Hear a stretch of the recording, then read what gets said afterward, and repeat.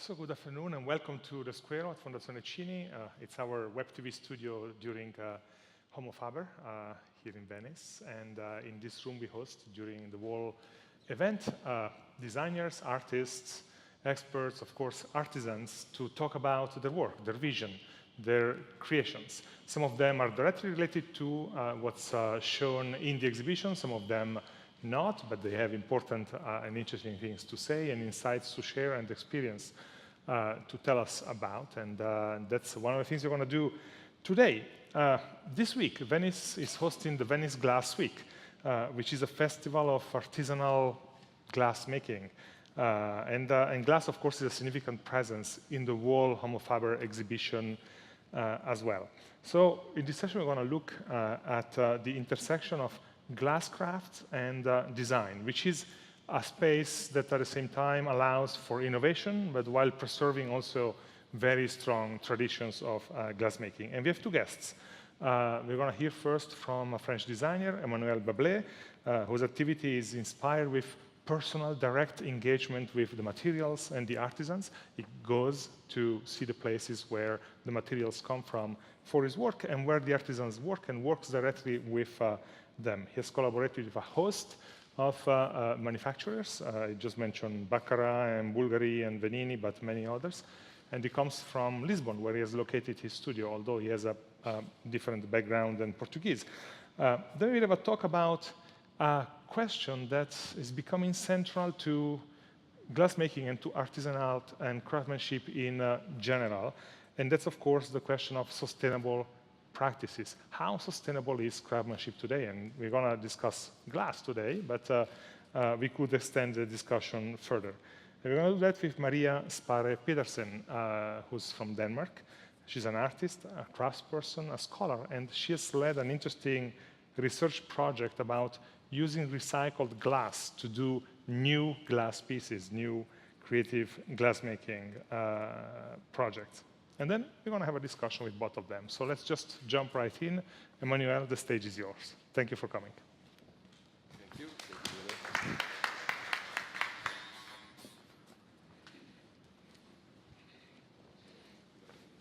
So I will try in English. Is it good? Yeah, everything. absolutely. Good afternoon. So very pleased to be invited to make this little conference here. I will present a bit of my relation with glass. I'm a designer. I'm not a glass artist. I am not a glass maker. I am a designer working with craft realities, different ones. And I have the chance to start to work with glass 20 years ago, 25 years ago actually, thanks to the advice of the architect Ettore Sozza, who bring me to Venini. So I had the chance to start my glass career seeing a really lighthouse in the glass of the island of Murano. You know, when you come as a young designer full of ambition and you arrive in Murano, you see all of this kind of free market where you have all this vitrine with all these items and horses and penguin and all colors and all technique, and you are quite afraid and say that is not the right place to be as a designer. In fact, it was if you really look about what is a technique, what is a process, what is a history and the heritage behind this way of manufacturing. So I will just start by showing what was my start, my first pieces in the 90s. After this first shock, let's say, about what was the expression of glass on the island, I was really looking to abstract, to give a sense to my glass that will be far away from this really, how it works? So, first years in the 90s, so I start to have this confrontation with Murano, and I try to abstract a bit my work. So I present glasses, not as glasses. Eventually, like in these pieces, I was looking to give to my pieces a different aspect than glass, basically. That could be ceramic, but I was still using, in fact, the fluidity of the material. Or I was trying in this other image to give a support to my pieces that will be a more pop culture, to again abstract again my glass from this Baroque or heritage. I want to bring this knowledge, this heritage, to a more modern view. As I was a designer, I really see in this process a huge possibility of manufacturing, but for that I should like reinterpret the context of these pieces. And for 10 years I've been doing glass in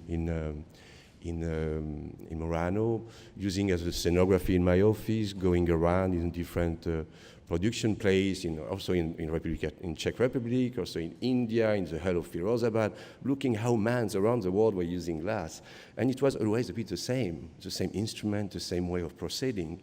So there was no possibility to escape from the incredible moment of birth that is making glass. There is no other, in all my career, I will come to that, I work with a lot of craft capacity, and the glass is the only one that really has this dynamics. It's urgent. When you start to make a glass, you cannot stop it. You cannot stop the process. The master is looking at you and asking you, okay, what I do as a next step? And you have to be there, and you have to answer. And there is no way you start to make a coffee. You have to be there. It's a birth. And it's come, it's yours. It's bad, it's good, it's yours. And that's really a good school, a very important school, to be very focused and synthetic when you have in this creative instant that glass offer you. I will show in the next image, and it takes me a few years to really get in my ease, because when you design glass, you cannot, you really have to adapt yourself to the material. It's not that you arrive with your idea and you can just force the glass to be something. You have to adapt your idea to the grace of the glass itself. And like that, you can have the benefit of this gift, of this natural gift. Glass is a fluid. You have a lot of grace inside because it makes curves that you cannot even draw with your pencil. So in my first important exhibition I did in Babled, I tried to show my interpretation of glass. In three, I make a kind of trilogy of exhibition. And so there was 3 subjects. At that moment, I was more on my ease. I can really decide, okay, in glass, I want to show this kind of thing or this other kind of things. And I was confident with the master, because if you design glass, you need to understand the plasticity. You need to understand the rhythm of the production. You need to understand what are the capacity of the hand of the man in front of you. If you don't include, if you don't immerse yourself in these elements, you are nothing. Your design is fake. So your design to exist in glass have to be inclusive of all this process, of this man, of these techniques. So anyway, in this exhibition, I have the chance with this exhibition in Babled in Venice, in this foundation, to show three typology. One was this units. They were like a kind of model of architecture. And together we were doing the pieces in the fornage. In the other side, we were on digital computers doing a kind of scenography of this little city where we were put in a fantasist city, this piece of glass. And the second element were really more like kind of graphic object, very huge and massive vases, the bigger than a master can basically handle.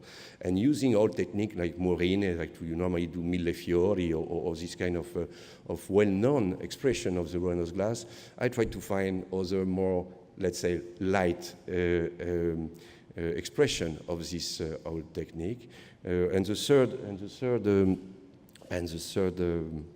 aspect of the third in the trilogy was also the genetic.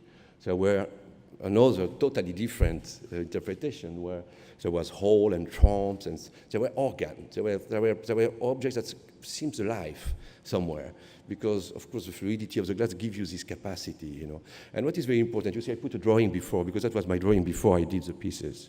And of course my drawing is absolutely nothing compared to what was the result, because the result have been done by the glass, not by me. It have been done by me and the glass. So I have an idea, and the glass will interpret my idea. This process is very exciting as a designer. So you not define everything. There is a certain serendipity during the process, and if you have the patience and the ability to grab what the glass is giving to you, then you can really use its beauty. Glass has been a very important influence, really my best teacher, I will say, because 10 years of experience with glass then opened my mind to redefine the mission of my, the mission of my work. You know, I born as a designer, industrial designer. What we do as industrial designer, we serve the industry. So we have to make a chair, we have to sit on it, you have to cost a certain quantity of plastic have to be consumed, you have to follow what will be the market request, you have to fulfill the expectative of your client. Also when you do plastic brushes that you will find at big distribution stuff. So that was my mission, they learned to me. And doing glass, starting to work with craft, trying to include, you know, this how to say, this ecosystem of production, this human pride, this that came from an heritage, that piece of our society.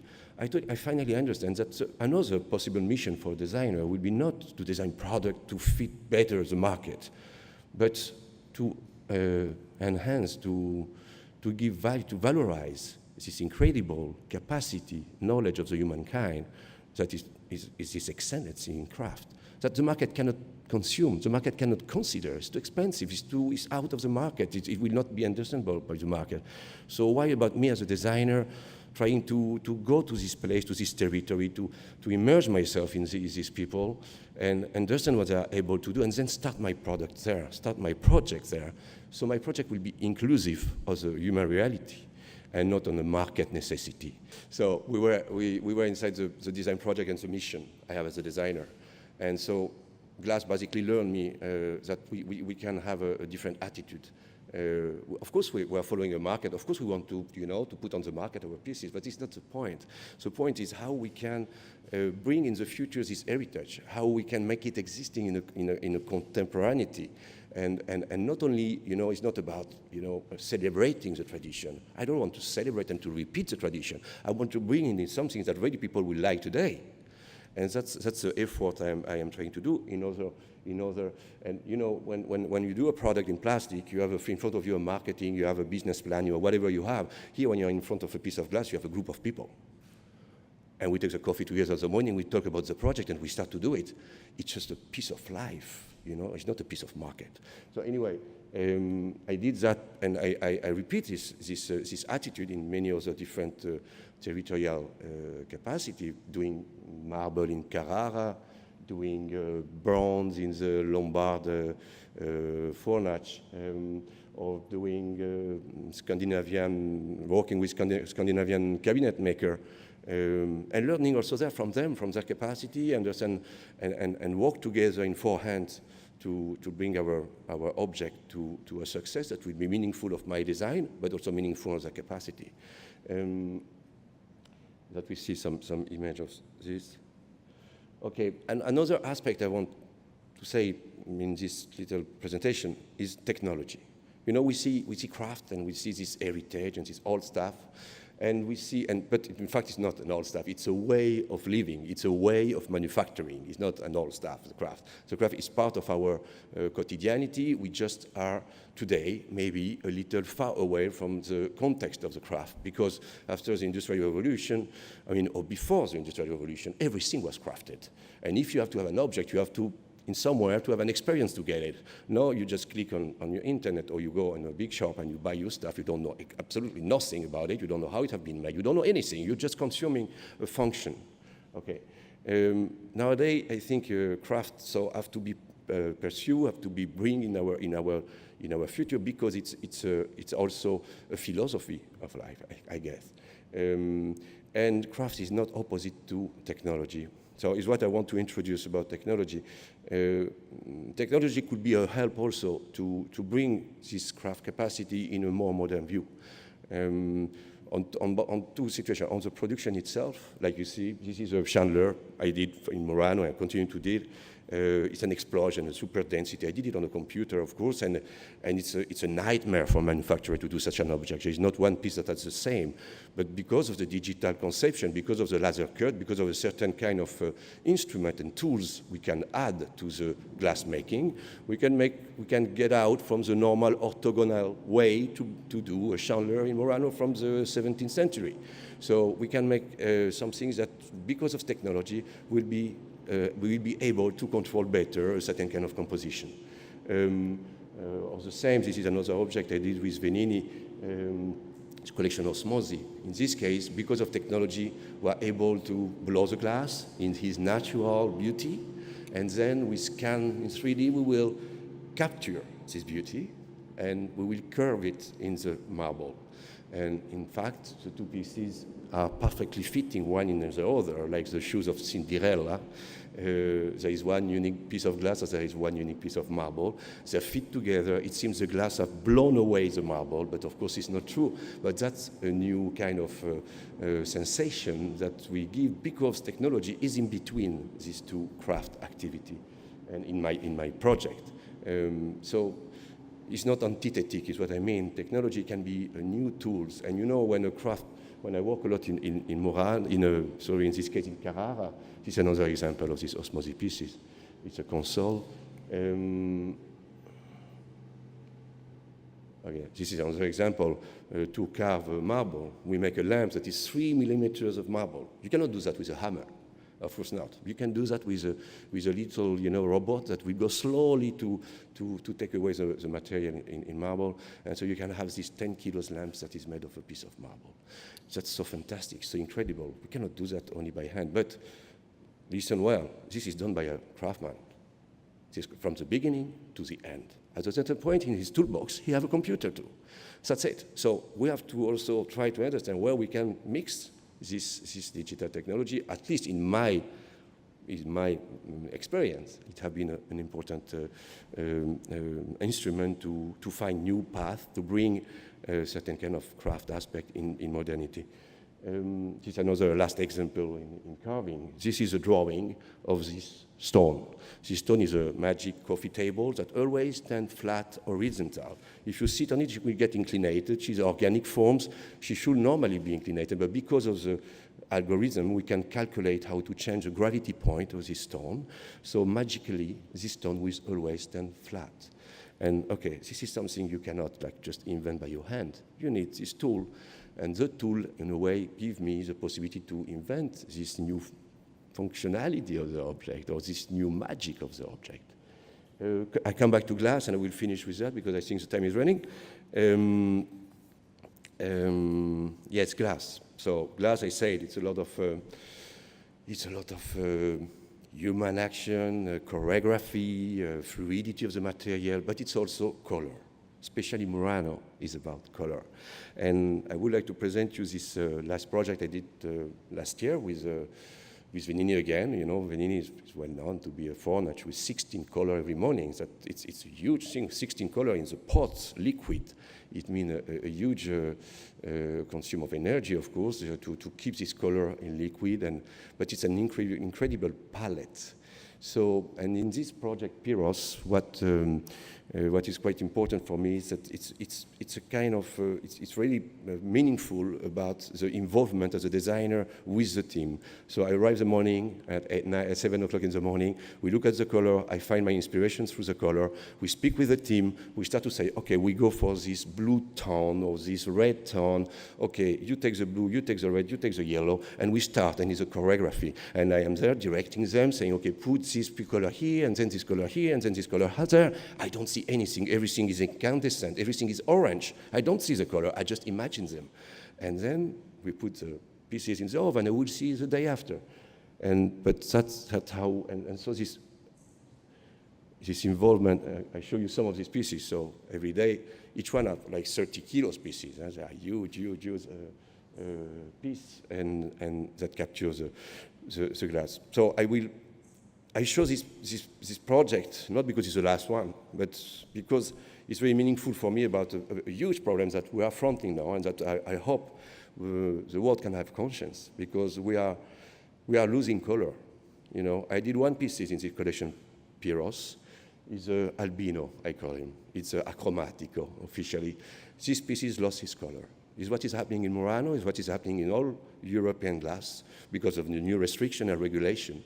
Nowadays, certain chemical cannot be used anymore, And slowly, we will lose the red in 2 years, and the yellow, and the orange. And in a few years, in Murano, we will do white glass. So my call also in this intervention is to say that we really have not only to invest in, of course, it's a very good thing to invest in saving health, but we're also very important to support the research. I am now working with different universities in Lisbon and Venice and other institutions to found a research to modify and bring Murano to exist in color forever. Thank you.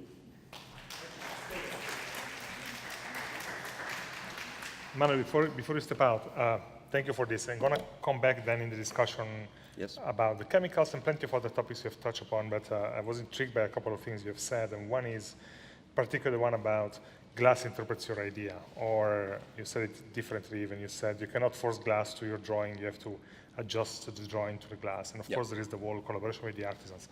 I'm wondering, you speak the language of the designer, they speak the language of the artisan and the craftsman. How does the communication go? Well, of course, it's like any human relation. You have to work on the quality of your speaking with your master. You have to respect his point of view and be also firm on your point of view. And in the middle, there is the glass that will say the truth. So nobody have the truth in his hand. So in this game, we are together in a team trying to make the glass thing. And that I will say, I think after years, at the beginning I was a bit afraid, and the master at the beginning I treated you a bit like an ignorant, because you don't know glass, in fact. And you think you can do that or that, and they say, yeah, you can try if you want, and then you fail, and they laugh. And it's okay, but at the end, if you start to really involve yourself, immersing yourself every morning, being there at 7 o'clock and not at 10 or 11, and be there, sweating with them, then you get a respect, and then you are on the same boat, trying to do this, to make this burst happen the way, and I think there is a lot of respect from the master, and also a lot of interest to see and to see a new interpretation of the glass. The master born to repeat and the tradition, to make as the best as he can these old traditions that his grandfather was doing. And when he sees a designer coming with fresh idea in some way, for him it's a new experience too. So tell me one thing. When you look at, of course, Acromatico, but also the other series here, this is the result of how many days or weeks of work between you and the artisan? Just to have an idea of the scale of your involvement in terms of time. We make I think all total 60 pieces. It means that I've been in Murano physically 30, 40 days last year. So it's really demanding. For 50, 60 pieces like this one. Yeah. Okay. Yeah. So there is really an apprentissage, a learning each other and learning the material before getting to producing the pieces. Yeah. Well, before there's a prototypation that take time, and also and then the concept of the collection. The collection take me all together to spend for more than a month in Murano to do it. Mm-hmm. Okay, Emmanuel, thank you very much. Thank you. I want to see you again in a moment for a discussion. Thank you. Now, of course, there is a big, important question that interests all of craftsmanship today, and it is the question of sustainability, as I mentioned at the beginning. Not only what we do, but how we do it and with what materials we do it.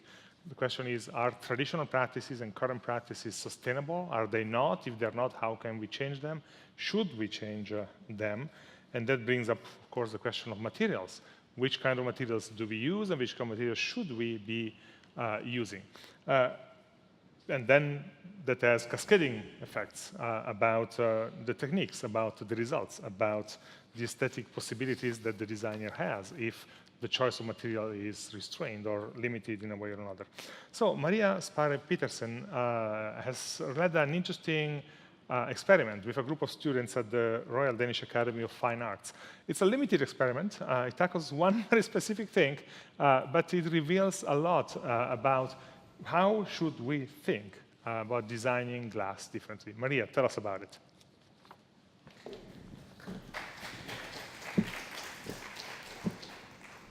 Hello, and thank you, Bruno, for the invitation. Can you hear me? Hi.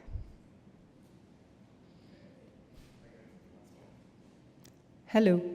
That's better. Hi. So thank you for the invitation. It's a great honor to be here, and it's a pretty hard act to follow. I'm going to talk about sustainability in glass craft and design. Today, most glass craftspeople and designers are not using recycled glass. They're using new raw materials for their artwork. I've been wondering for a while if there was an opportunity to use recycled bottle glass as an alternative to melting virgin materials.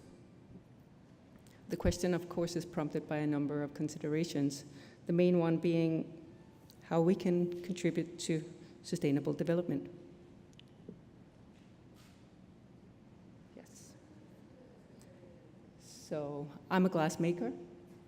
I hold a degree from Rhode Island School of Design in glass art, and I'm also a PhD from the Danish Design School. And I've been researching glass and sustainability for my PhD, and also together with a student like Bruno was mentioning. So the contribution to sustainability by recycling is significant. Glass is 100% and infinitely recyclable without loss of material qualities. For every 6 kilos of glass recycled in the manufacturing process, carbon dioxide emissions are reduced by 1 kilo. It takes 1¼ kilos of new raw materials to create 1 kilo of glass. And when using recycled glass, the ratio is 1:1. And then it requires less heat to remelt recycled glass than it does to melt new materials, which of course reduces the cost of running a production, but also reduces the CO2 emissions. Unfortunately, glass is collected but not recycled in a lot of different places. As you can see here, this is a recycling company in Australia stockpiling the glass instead of reusing it. And over here is a landfill in Eugene, Oregon. And this kind of practice, of course, is not very constructive. And when the consumers find out that this is happening, they are very discouraged to keep recycling. So it's actually counterproductive to sustainable development when this is happening.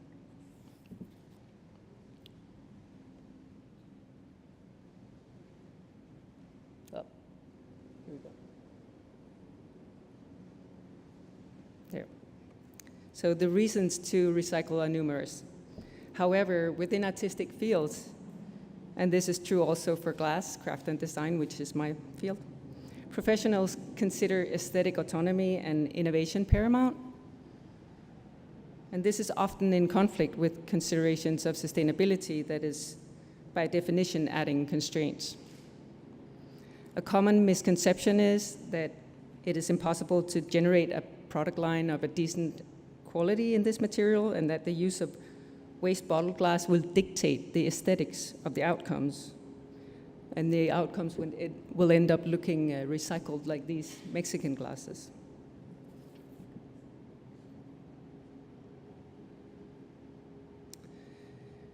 Although others have taken the opposite route and introduced the green aesthetics as a marketing strategy, like this Nendo project for Coca-Cola, they've actually introduced little bubbles in the glass, as you can see in the bottom picture here, to make it look more green.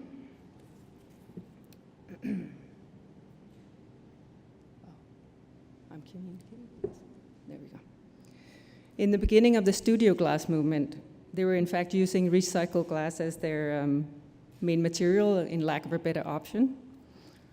So they had to collect and clean and crush all the glass before they could start blowing. But today, I can go to the glass plant in southern Zealand and pick up my glass shards ready to melt. So that makes it a lot easier.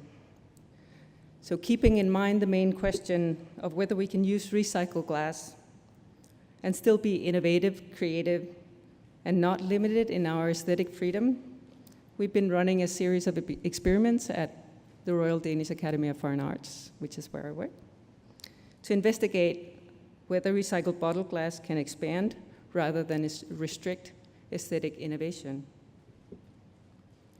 And the research is focused on bottle glass because it's readily available in large quantities, but also because we want to avoid that it ends up in landfills. And the main hypothesis is that we can recycle waste materials and still be aesthetically innovative. So our experiment is designed to explore the inherent aesthetic qualities of the glass and test how this material will adapt when applied to a series of different traditional techniques. So I'll show you some of the results. Blowing is the most common technique used by my peers. The regular glass used for this technique retains the heat quite well, as opposed to the recycled bottle glass, so we were afraid it would be extremely difficult to blow nice work in this glass. And another problem was that we expected bubbles and cord, which is like a stringy stripes in the glass. But fortunately, we discovered that the glass melted out very nicely. It was a little bit harder to blow, but in general, it was okay. And as you can see in these pieces, the glass quality is quite nice. And the shape is sharp and minimalistic. And whether you appreciate this aesthetic, of course, is a personal choice.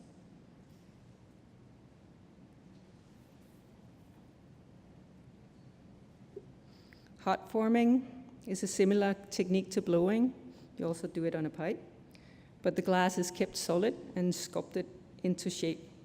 For instance, using a butter knife, like in these pieces. And when the glass is solid, the impurities are more visible. So this technique is good for testing the glass quality. It also allows for a different aesthetic.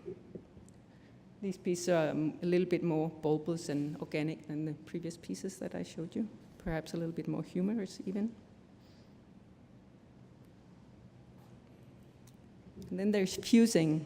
Fusing is a technique where you take cold pieces of glass and you organize them into a mold, and then you heat them up in a kiln, and after they've been heated up like a cake, then you can remove them from the mold.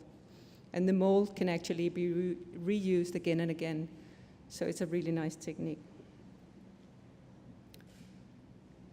It also allows for an array of different opportunities. Both abstract and figurative motifs can be created in this technique.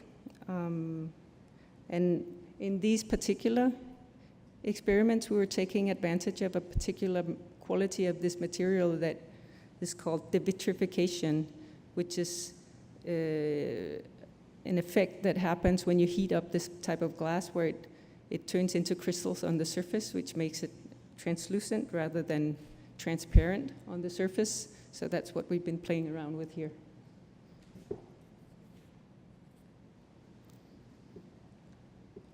We do include the students in our research at the Royal Danish Academy.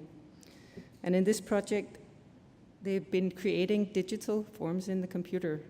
And then we've transferred the digital forms to foam using a router, like Emmanuel was talking about, combining new technology with old technology.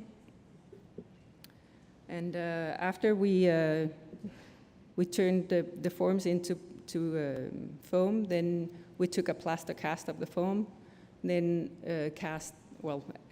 first of course we had to remove the foam from the plaster, and then we could cast glass into the plaster mold that could be removed after it was cooked.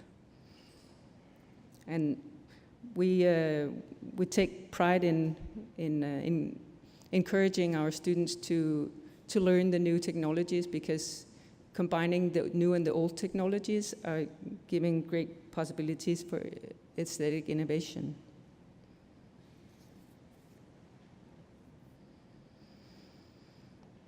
Casting is another common technique. This technique is mostly used for sculptural work. And casting molds can be fabricated from various different materials, such as sand or metal or plaster. And as a sustainable twist to this technique, we decided to try to use waste materials from the metal shop to create a mold. So we made a series of different bits and pieces that can be shifted around inside the mold, so that every time we cast glass in the mold, we'll get a new formal layout for the different objects.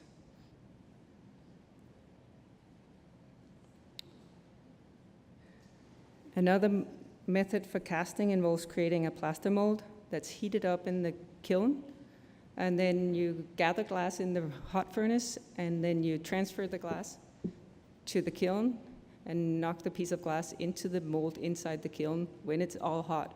And you get really sweaty and all that kind of stuff, like you were also talking about. And after you fill the mold all the way to the top, then you, of course, have to cool it down very slowly over a lot of days, and then you can remove the plaster from the glass. So some of these experiments have been conclusive and others a little bit less so. But in general terms, we've demonstrated that recycled glass doesn't have to restrict our aesthetic freedom. As a matter of fact, sometimes it can enhance aesthetic innovation.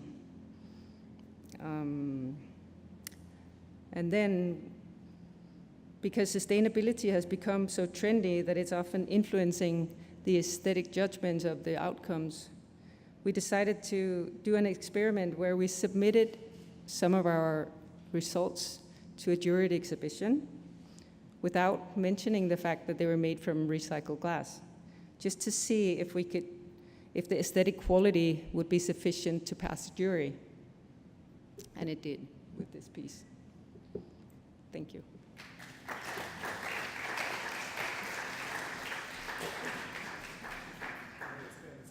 And maybe just take one of those seats there. Emmanuel, come back too. Please. And by the way, this is one of the pieces that Maria just showed, and if any of you want to come and take a look at the end, you certainly can. Feels very good in the hand in any case, and although it's clearly not new glass, it looks pretty well too. Emmanuel, what Maria just told us was a specific and limited experiment in a way, but of course it challenges designers like you about your choice of materials and whether you should consider using recycled materials someday. How do you react to what she just told us? How can I react? Beautiful result at least, and I think, of course, as you mentioned, it's really popular nowadays to speak about recycling. So I think it fit our time.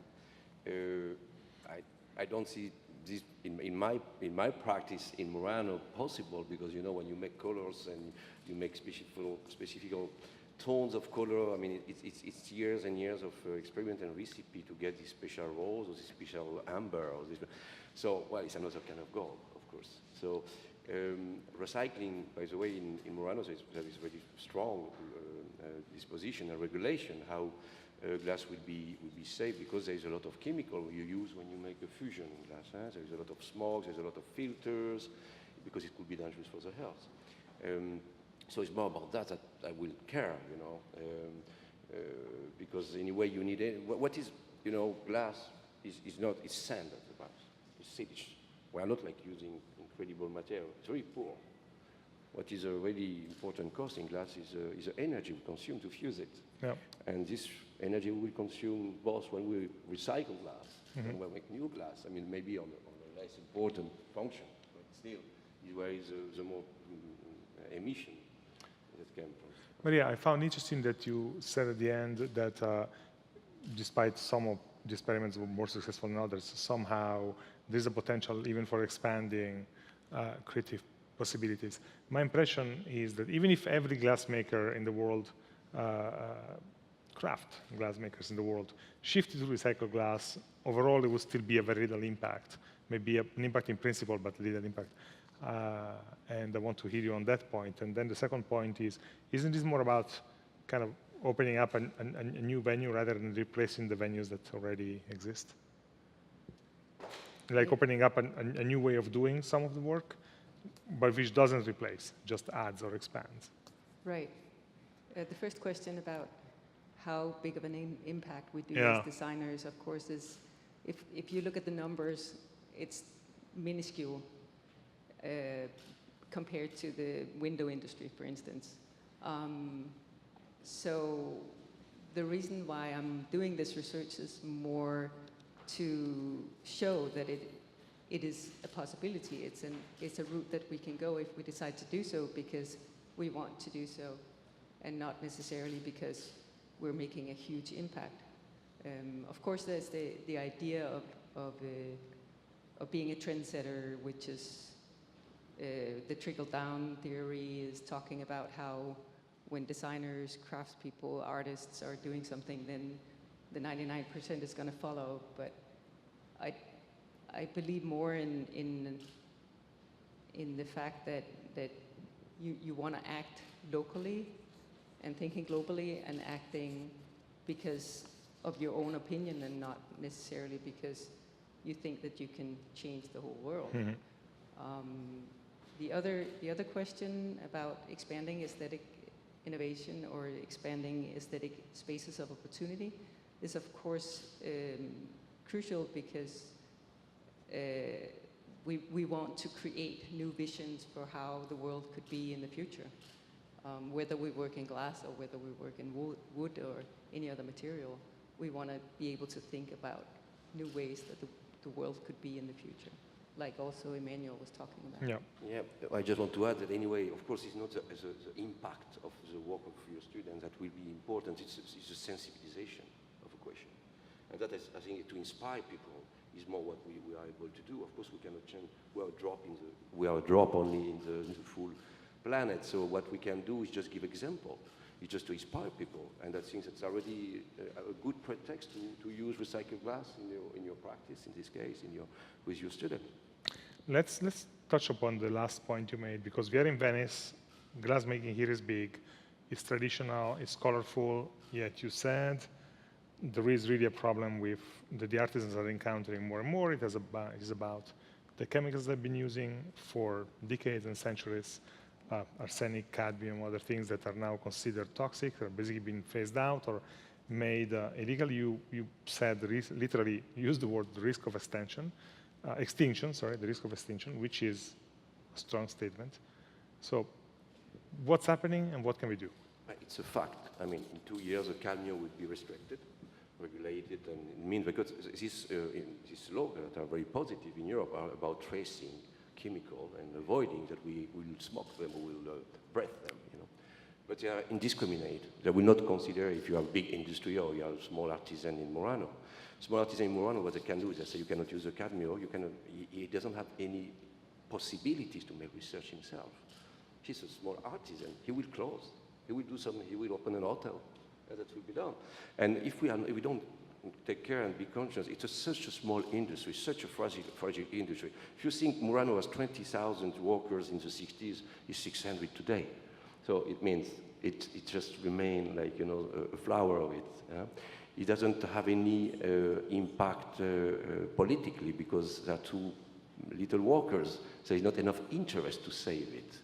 Only cultural interest. That's about consciousness of how we want to save our heritage, and we have to help this heritage to exist in the future. So how? It's not about saying, okay, we will still use because they don't consume so much, they can continue to use the cadmium. No, I don't think that's a good solution. We have to be green. We have to defend a certain kind of health protection. If there is a danger, we have to care about this danger, of course. So we have to work on the substitution. We have to work on the research that we will find other components to do maybe not exactly the same color, but other ones. And this work, the master or the glassmaker cannot do. We have to work with university, researchers from all over the world to found together a serious research that will give alternative. And there is a specific project you're working on. We are working now with the University Nova di Lisbon and with Ca' Foscari in Venice and different institutions in Venice. We are already in talk with authorities here. And we're almost done with writing a full project that will take a few years, 2 or 3 years. It's quite urgent. It's why we have to start really early, because the regulations are falling and they are serious.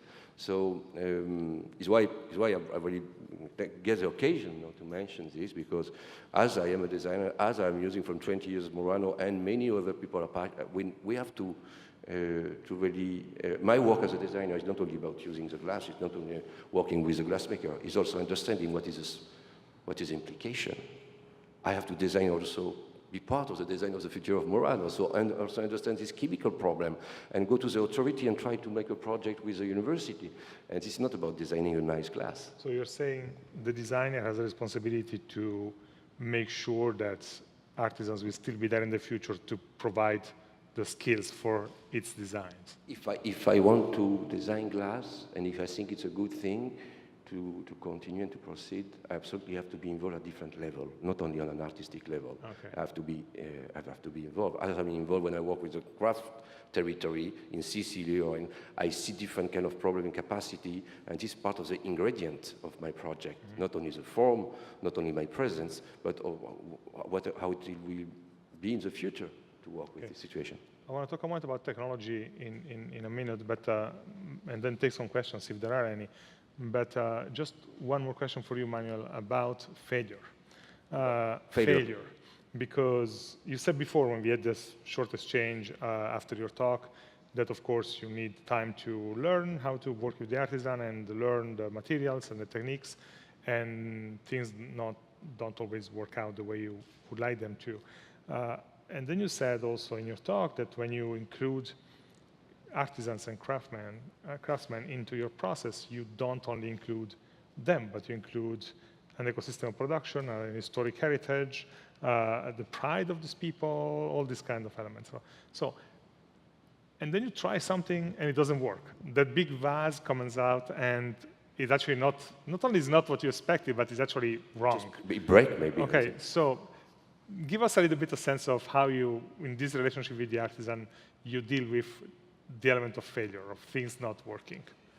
Maybe through an example. Yeah. You know, I make, you know, when you make experiment, as is my work as a designer, is try to combine different, you know, one time, just an example, I tried to use the fiberglass, the fibre de verre, glass fiber, inside glass. And I make, for 1 year, I was like, you know, fighting to put this fiberglass to make a kind of net inside the glass. I was doing that in Venini and also in other laboratory.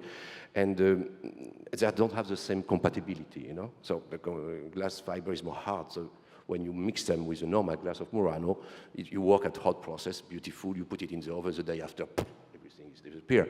So, well, I work a lot and I finally decide with the fornage to make a special, really hard glass in the fornage to be able to mix with the fiber. We did it, we did the job, everything disappeared. The fiber melts with the rest of the glass. Okay. So that's about experiment. Now, failure. I mean, of course, if you want, it's a continuous failure. You know, it's like the satellite around the Earth. It continues to fall down, but it's turning around. So that's what we do with glass. We are always in the border of a failure, and we try to save it to the best we can. It's a burst, and at the end, sometimes you are more happy, sometimes you are less happy. It's still yours. Okay. Let's see if anyone here in the room has a question for either Emmanuel or Maria. We're going to bring you a microphone. Yes, the gentleman here in the front. Just comments only very short, please. But let's get a microphone to you. Please. Thank you. I want to talk about the recycling glass. You are limited to colors, okay? You have only the green or the yellow, depending on the type of glass that you recycle.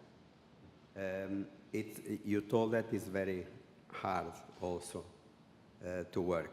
We know because in our studio we get the recycled glass from a factory. It's cheaper, and it's much more difficult than to work here in Murano. Is it possible to get colors in your glass? Yes, it is possible to get colors. You have to add some sort of dye, which is metal oxide, in order to get the different colors. So we experimented with cobalt to create a blue. This piece you see here is, we mixed cobalt in the glass. And then we experimented also with the manganese oxide for a while.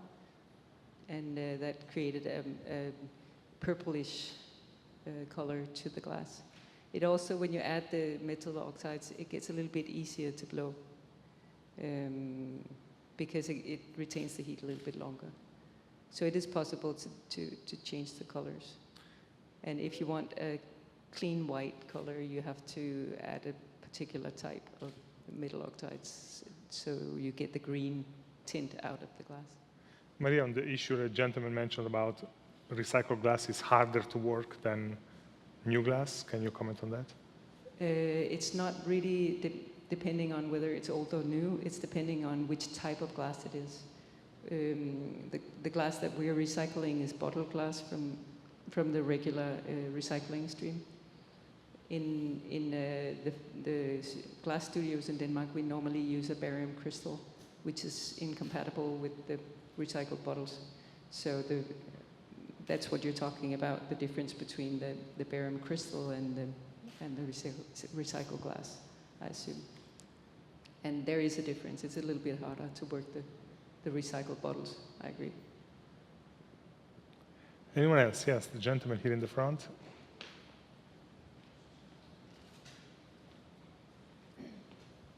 Thank you. I have a question for Emmanuel. You talked a lot that, ultimately craftsmanship is learning to do as best as you can what your parents were doing in the first place and what your grandparents were doing before them.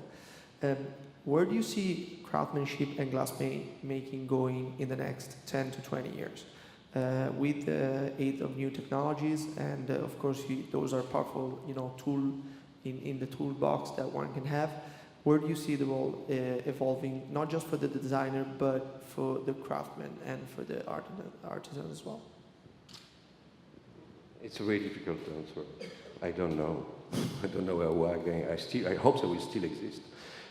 Because it's really seriously well, for sure, glass.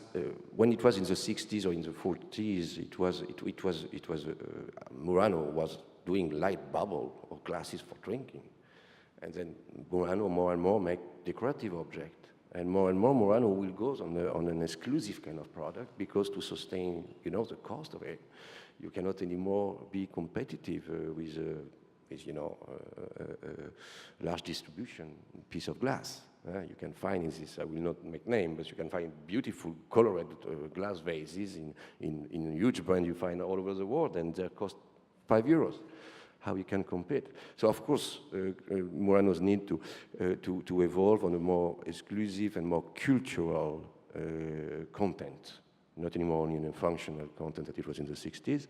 So this cultural content is made by designer, by artists that will have the possibility to be in contact with the master.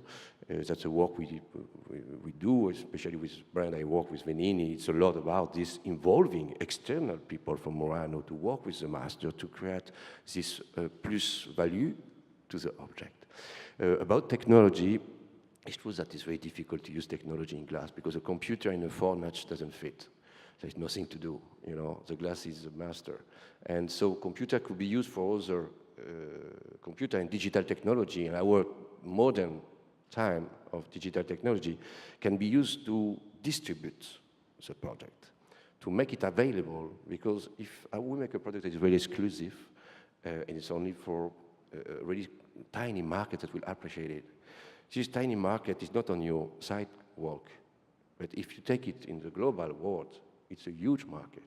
So digital technology today connect people and situation and make possible new kind of development, and Murano can have benefit from this kind of instruments of today.